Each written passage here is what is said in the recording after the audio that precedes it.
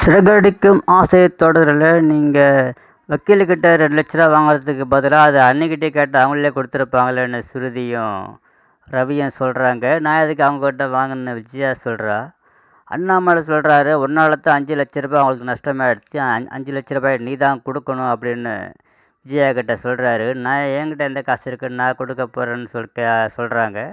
அதுக்கு நீ கொடுக்கலன்னா பரவாயில்ல, நான் வேலைக்கு போய் நான் கொடுக்குறேன், நான் வர பிரச்சனை காசு எதுவும் கொடுக்குறேன்ட்டு அண்ணாமலை சொல்கிறாரு. முத்து, நீ ஏன்பா கொடுக்கணும், அதெல்லாம் ஒன்றும் தேவையில்லை அப்படின்னு முத்து சொல்கிறான். சுருதி மனோஜும் ரோகிணியும் இருக்கிற ரூமுக்குள்ளே போகிறாங்க. போய் அவங்க பேச்சு கொடுக்குறாங்க. நீ மலேசியாவுக்கு உடனே ஒரு டிக்கெட்டை போடுன்றாங்க. எதுன்னு கேட்குறாங்க. அதுக்கு இதுமாரி உங்கள் மாமாவை பார்த்து காசு வாங்கணும், காசு கேட்கணும் அப்படின்றாங்க. இல்லை உங்கள் அப்பாவை பார்க்கணுன்னு சொல்கிறாங்க ரோகிணிக்கிட்ட. அதிர்ச்சி ஆகிறா.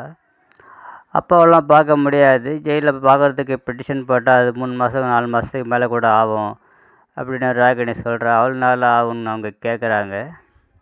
எவ்வளோ நாள் ஆனாலும் பரவாயில்ல, நம்ம போய் இருந்து காசு வாங்கிட்டு வரணும்னு விஜயா சொல்கிறாங்க. ரோகிணி வீட்டில் நடந்த விஷயத்தெல்லாம் அவன் ஃப்ரெண்டுக்கிட்ட சொல்கிறா.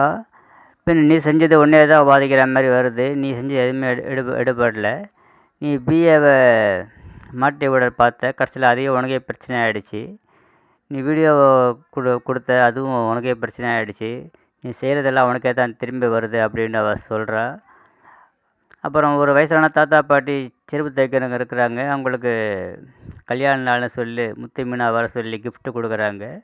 அதை கேட்குற முத்து சத்யாவுக்கு ஃபோன் பண்ணி ஸ்வீட்டில் வாங்கிட்டு வர சொல்லி ஸ்வீட்டு மாலெலாம் வாங்கிட்டு வந்து அவங்களுக்கு போட்டு ரோட்டில் போகிற வரவங்களாம் ஸ்வீட்டு கொடுத்து அந்த தாத்தா பாட்டியோட கல்யாண நாளை சிறப்பாக கொண்டாடுறாரு. அவங்க வாழ்த்துறாங்க, நீங்கள் நல்லா இருக்கணும் அப்படின்னு.